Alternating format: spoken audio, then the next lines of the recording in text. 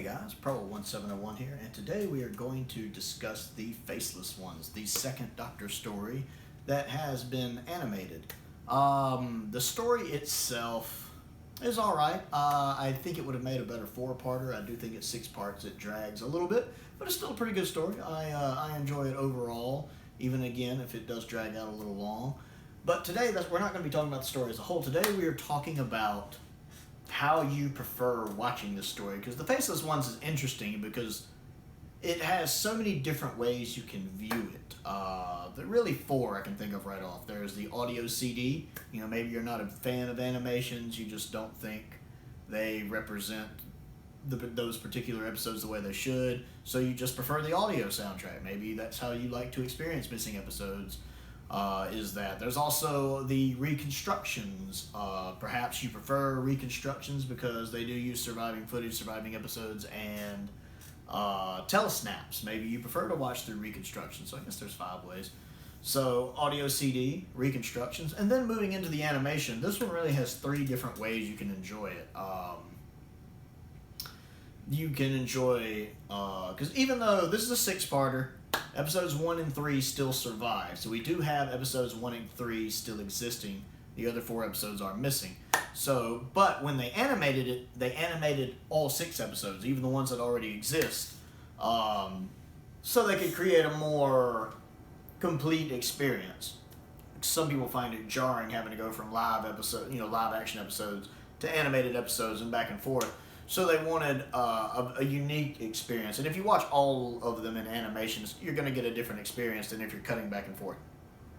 So another way you can look at this is you can watch all 6 episodes in color, and they're also in the 16:9 widescreen aspect ratio, which of course is different from the original episodes, because the original episodes were done in the old 4:3 aspect ratio, which was common at the time.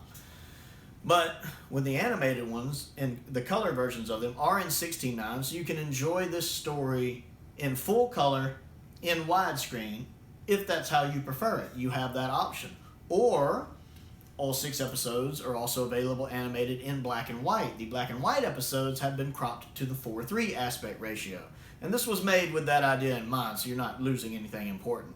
So you can watch this in black and white the way the episodes were originally intended, and in the 4:3 aspect ratio, which again, the way the story was intended, and you can watch all 6 of them animated in that style, again for a consistent experience. Or you can actually watch with the surviving 2 episodes, episodes 1 and 3, and with the remainder of the animated episodes in black and white in the 4:3 aspect ratio. This is where having the animated episodes in the 4:3 aspect ratio really works, because naturally these surviving episodes are in 4:3, so when you're transitioning from episode 1 to 2 to 3 to 4, when you're cutting back and forth between animated episodes and live action episodes, the consistency you're keeping with that to help you transition between them is, 1, they're both in black and white, and 2, they're both in the 4:3 aspect ratio, so you're not having to mentally adjust to that. And of all those 5 ways I just named, the last one is the way I prefer to watch this story. I've actually been watching this story today as I'm recording this, and that's the way I choose to watch it. I watched the original episode 1, the animated episode 2, the original episode 3, and then the animated episodes 4, 5, and 6. That's how I prefer it, because I'm one of those people, if there's a surviving episode, I'm watching the surviving episode, because then I don't have to worry about if the animation or if the reconstruction I'm watching is representing the episode properly, because I'm watching the actual episode.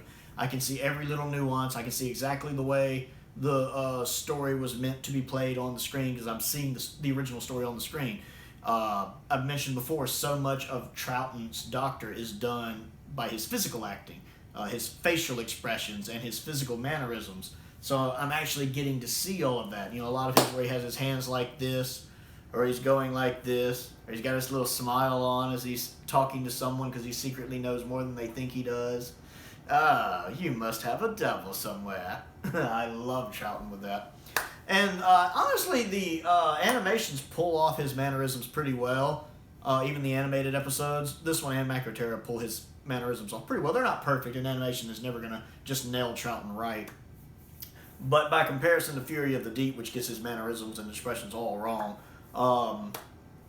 this one pulls it off right. There are times I see him doing things that Troughton would do, So, like, a lot of times he'll be doing this because he does that just like Hartnell does sometimes.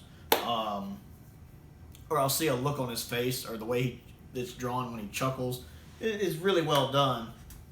The animation in the animated episodes isn't quite as good as Macross, but it's still really good. It's miles beyond better than Fury's. This is the first time I've watched this story since Fury came out, and in looking back at it, you know, it's way better in Fury's. I really appreciate the Faceless One's animation more now, just because Fury's is so bad by comparison. I've actually been enjoying the story. You can't see it, it's off screen. I have episode 6 on right now, right in the middle of watching it. But that's how I choose to watch it. I watch the 2 original episodes that still survive, and then the black and white animated episodes. But I don't mind that they animated even the surviving episodes, because I do understand wanting to create a consistent viewing experience, especially for people. They may be seeing this story for the first time. They may be just getting into Classic Who or getting into the Second Doctor, and wanting them to have a consistent viewing experience is important, especially if it's somebody younger. This is a good story for them to kind of get into Classic Who, because they can watch it in widescreen, in color if they choose. If for some reason somebody wants a consistent viewing experience but they still want it to have that old style look, they can watch the black and white version in the 4:3 aspect ratio and still get a consistent experience. Or you can be like me and watch the surviving episodes that do still, well, survive, and then just watch the animation episodes where necessary. So I'm curious. That's how I like to watch the Faceless Ones. How do you like to watch the Faceless Ones? Do you switch it up? I mean, every now and then I can see myself maybe eventually going back and watching the color ones just for a different experience. With Macroterra, I do that a lot. Macroterra, I actually really like the color version and the black and white version because they are very different experiences, and I love both of them. With Faceless Ones, I do have a personal favorite, the one I described, episodes 1 and 3, live action, the rest black and white animated. I think the switch between the black and white animated episodes and the surviving episodes works pretty well. It's not too jarring in my opinion.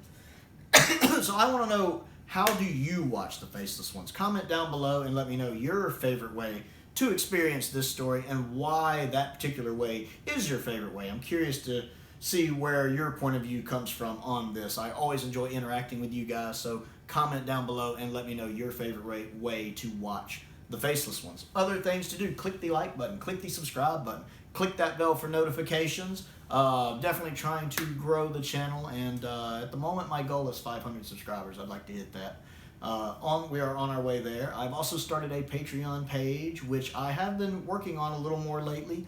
You can, if you want to join my Patreon and support what I do. I did get my first patron recently, Michael. Very grateful for him.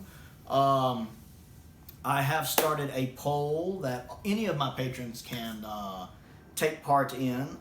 My beginner level is at the $2 level, so for just $2 a month you can become a patron of my Patreon, and you get access to, at least for the moment, because normally a lot of my access stuff starts at about the $10 level, but right now I am starting it for any patron I get, so even at the $2 level you get access to behind the scenes videos, bloopers and outtakes, and right now I'm doing a poll for which Doctor Who story I'm going to be rewatching and reviewing, and it's 6 stories to choose from, and I purposely pick stories that either I don't care for or that the fandom tends not to care for, because maybe having rewatched that, whichever story wins, I might get a different point of view on it. I sometimes like to go back to stories I either really like or really don't like after a while, just to see if my opinion of them has changed any. So if you would like to take part in that, a link to my Patreon will be down below. It only takes a few seconds to check it out, so pop down there, click on that, see if there's anything there that interests you.